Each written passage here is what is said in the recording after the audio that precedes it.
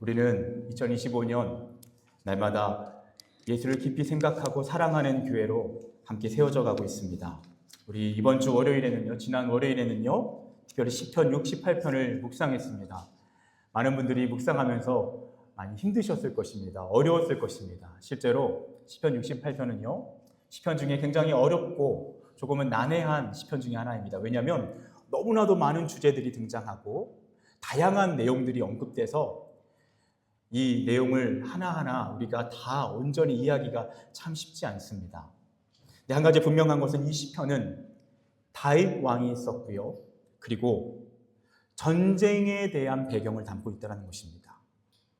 전쟁 중에서 우리를 승리로 인도하시는 그 하나님에 대한 믿음과 그리고 찬양을 담고 있다는 것입니다. 그리고 그렇게 다윗은 그 승리하신 주님을 향한 찬양을 올려드리고 믿음을 고백하다가 또한 중간에 이렇게 고백합니다. 날마다 우리 짐을 지시는 주, 곧 우리의 구원이신 하나님을 찬송할지로다. 사랑하는 여러분, 저는 오늘 여러분께서 이 말씀을 다 암송하고 돌아가셨으면 좋겠습니다. 그리고 날마다 이 말씀을 선포하며 살아갈 때 저는 확신합니다. 오늘 이 시간 이후로 저와 여러분의 삶의 무게는 달라질 것입니다. 다윗은 그 역시도 짐을 지고 있었다라는 것을 전제로 합니다. 그는 어떤 짐을 지고 있었을까요? 그는 먼저 왕이었습니다. 여러분, 왕은 특권이기도 하지만 또한 그것은 무거운 책임입니다. 그 어마어마한 많은 백성들을 다스리고 하나님의 뜻대로 인도하기 위해서는 짊어져야 할 무거운 왕이라고 하는 책임이 있었습니다. 그것이 그에게 짐이었을 것입니다. 또한 그는 오늘 이 말씀의 배경이요, 전쟁이라고 말씀드렸죠. 왕으로서 수많은 전쟁을 치러야 했습니다. 여러분, 전쟁은 무엇입니까? 오늘날에도 전쟁이 진행되고 있는 안타까운 현실인데요, 전쟁은 장난이 아닙니다. 농담거리가 아닙니다. 이것은 죽느냐 사느냐의 문제입니다. 다윗은 전쟁이라고 하는 어마어마한 무거운 짐을 지고 있는 인생의 실존 안에 있는 것입니다. 저는 여러분에게 묻고 싶습니다. 여러분은 어떤 인생의 짐을 지고 살아가십니까? 오늘 예배에도 어떤 무거운 짐을 지고 이곳에 오셨습니까? 어떤 분들은 아버지로서, 어머니로서 가정을 책임지는 무거운 짐을 지고 있는 분들이 있습니다. 자녀라고 하는 무거운 짐을 그렇게 짊어져야 하는 분들도 있을 수 있습니다. 어떤 분은요, 물질적 어려움, 가난이라고 하는 짐을 지고 오늘 이곳에 오신 분이 있습니다. 질병이라고 하는 짐, 우리의 마음의 상처라고 하는 짐, 누구에도 말 못할 비밀을 간직한 채 소갈이하고 있는 그 아픔의 짐을 지고 이 자리에 오신 분들도 있을 것입니다. 어떤 분은 회사에서 업무, 스트레스, 인간관계 때문에 어마어마한 짐을 지고 지친 마음으로 오신 분이 있겠죠.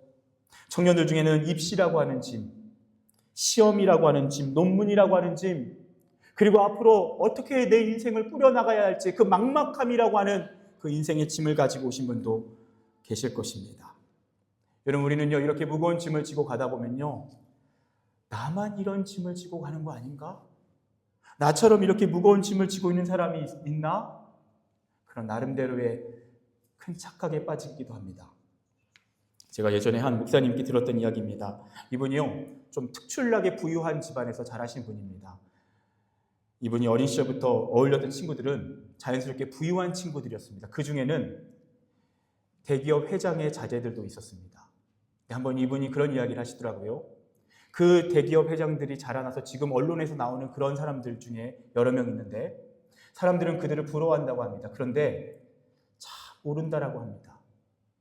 일반 사람들이 상상할 수 없는 무거운 짐, 우리가 감히 예상도 못하는 그런 무거움을 지고 다 각자 나름대로 힘겹게 고군분투하며 그 짐을 지고 살아가고 있다는 것입니다. 여러분, 우리는 오늘날 화려한 인생을 살아가는 사람들을 보면 참 부러워합니다. 성공한 인생들, 또 연예인들, 나름대로의 분야에서 걸출한 스타들을 보면 참 부러워합니다. 여러분, 그들은 이야기합니다. 솔직하게 자신의 인생을 자백할 때 너무나도 무거운 짐 때문에 늘 힘들었다라는 이야기를 합니다. 여러분, 맥그레이스라고 하는 사람이 이런 이야기를 했습니다. 인생이 뭐냐?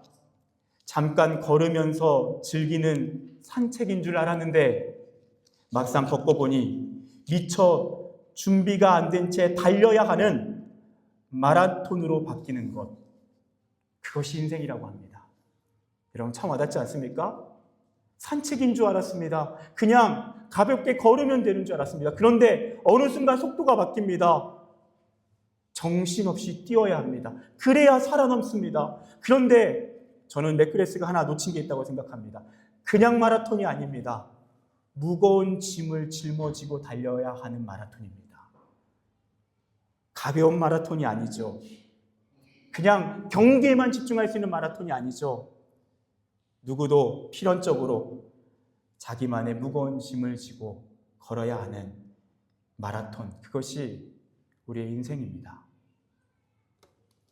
그런데 성경은요, 반복적으로 이러한 인생의 짐으로부터 하나님께서 우리를 도와주신다라고 성경은 일관되게 계속적으로 그것을 말씀해 줍니다.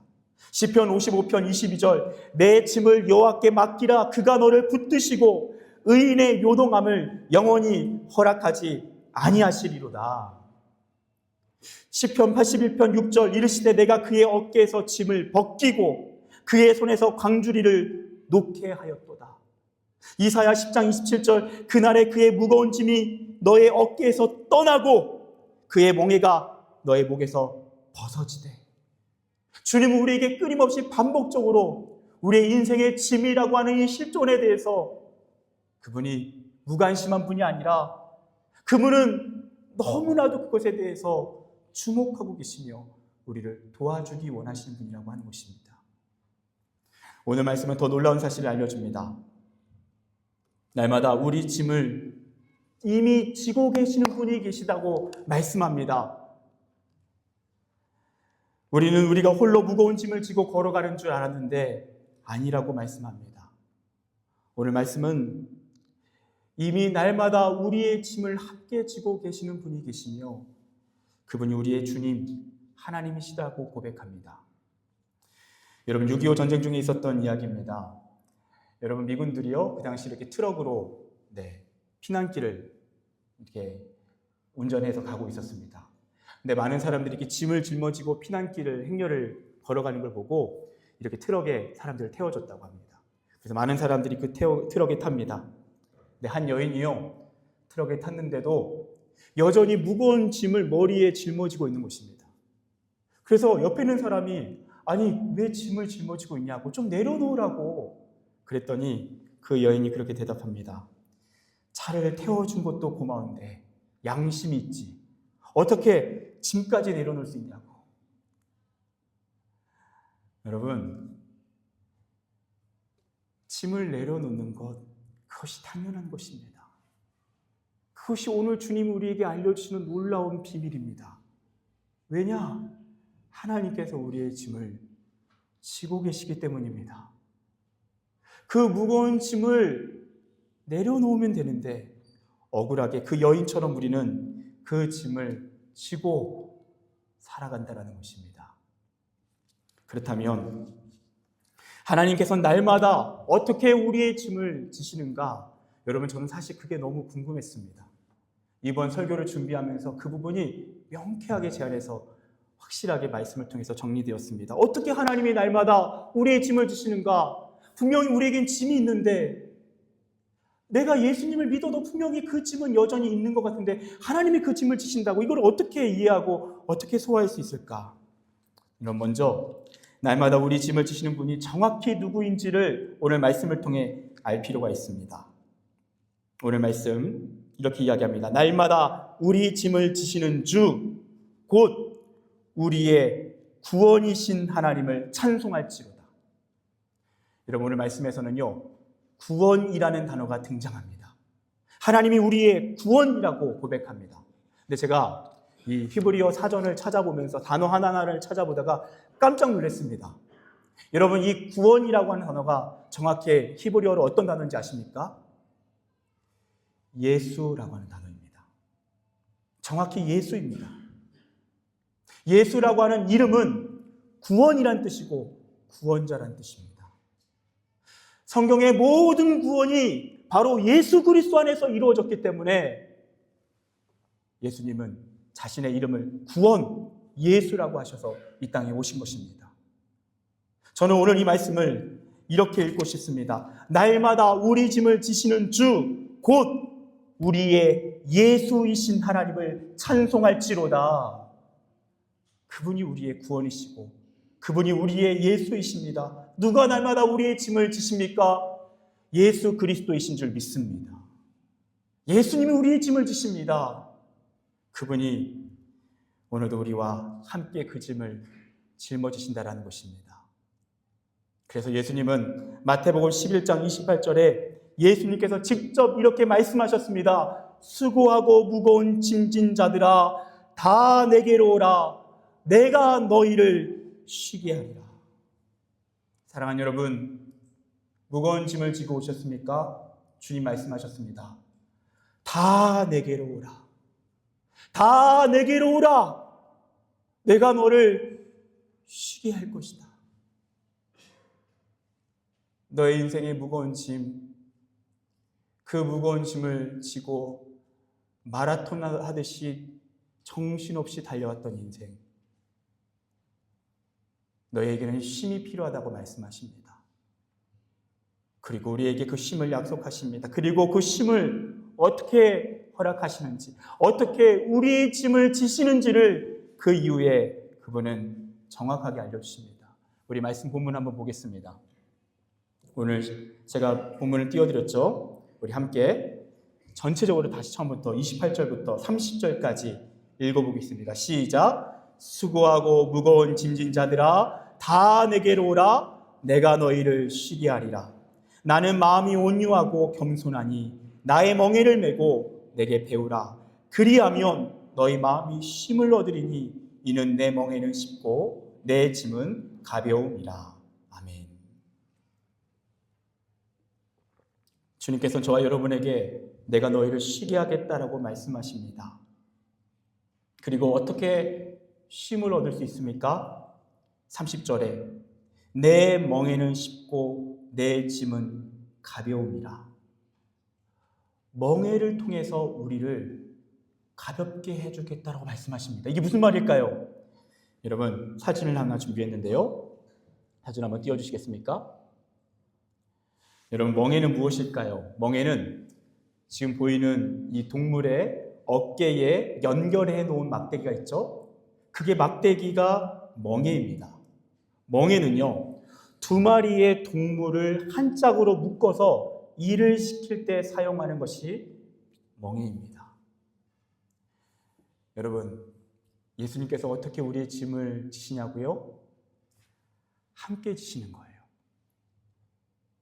그분이 우리와 함께 멍에를 지시고요, 우리와 함께 그 멍에를 짊어지고 걸어가시겠다라는 거예요. 네, 여러분, 여기서 또 한 가지 기억해야 될 것이 있습니다. 멍에는요, 이렇게 함께 일을 할 때도 시키지만 또 자주 어미 동물과 그리고 새끼, 그 어린 동물을 함께 멍에를 지고 그 어린 나귀가, 그 동물이 그 멍해지는 법을 배우게 할 때도 함께 멍에를 지게 했습니다. 그 다음 사진 한번 보여주십시오. 오늘날에도 파키스탄에 지금도 이렇게 그런 모습을 하고 행렬하는 모습이 있습니다. 짐을 지고 수레를 끌게 할 때 이렇게 멍에를 지게 해서 어미 나귀와 새끼 나귀가 함께 짐을 지고 가게 하는 것입니다. 그러면서 이 어린 나귀는 이 어린 아기는 어민 아기를 통해서 이 멍에를 치는 법을 배우는 거예요. 여러분 보십시오. 어린 아기가 힘이 들까요? 힘이 들지 않을까요? 힘이 들지 않습니다. 왜일까요? 어민 아기가 다 힘을 쓰고 있기 때문이에요. 어린 아기는 어민 아기의 발을 맞춰서 걸어가면 되는 거예요.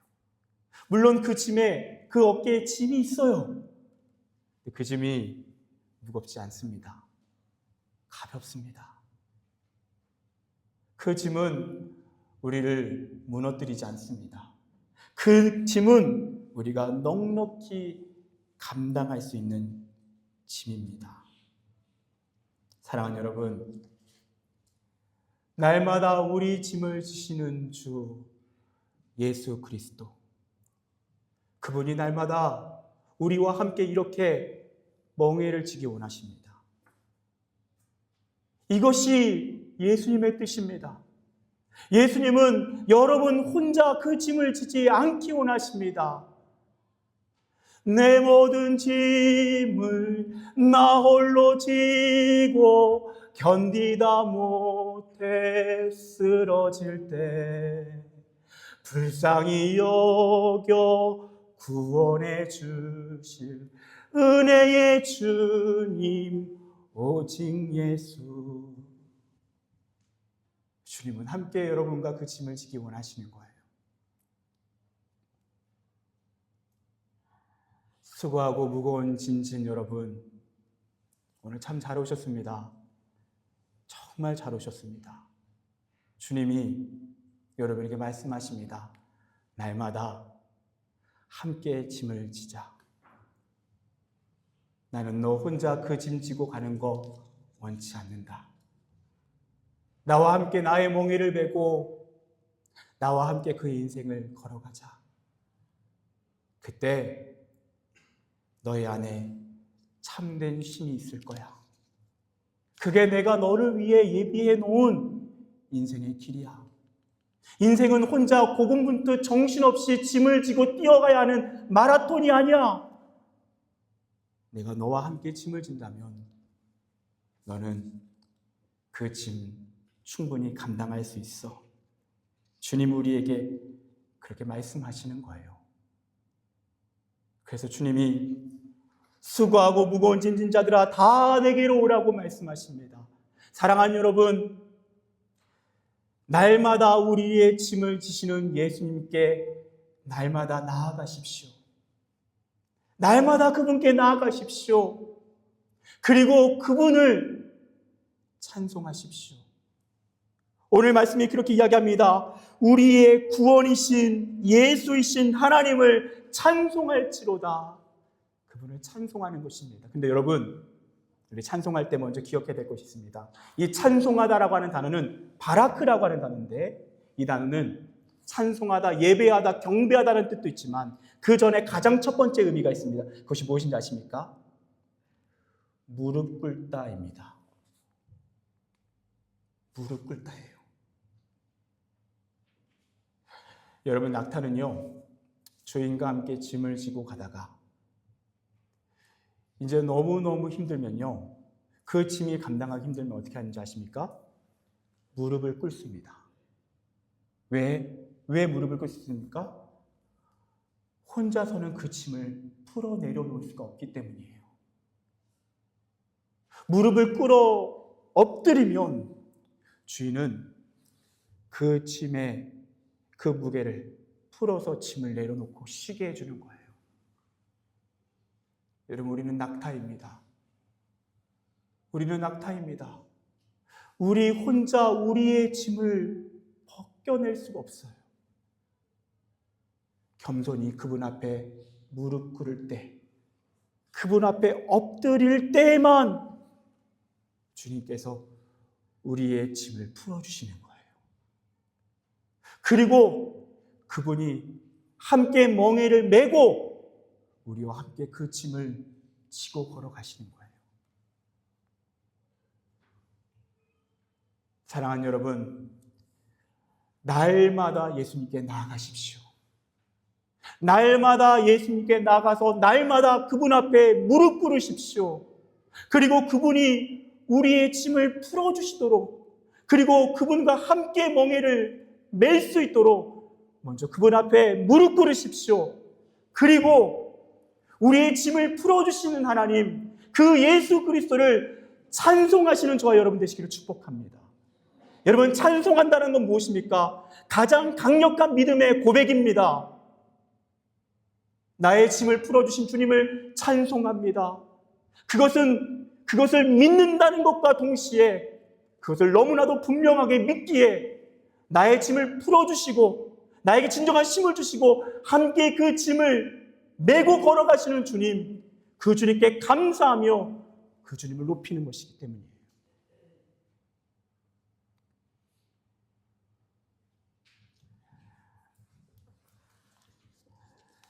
날마다 우리 짐을 주시는 주, 나의 구원, 나의 예수이신 하나님을 찬송할지로다. 이 찬양의 놀라운 선포가, 그리고 그 짐을 풀어주시는, 함께 짐을 짊어지시는 그 예수 그리스도의 약속이 저와 여러분의 삶 가운데 영원히 함께 하시길 축복합니다. 기도하겠습니다.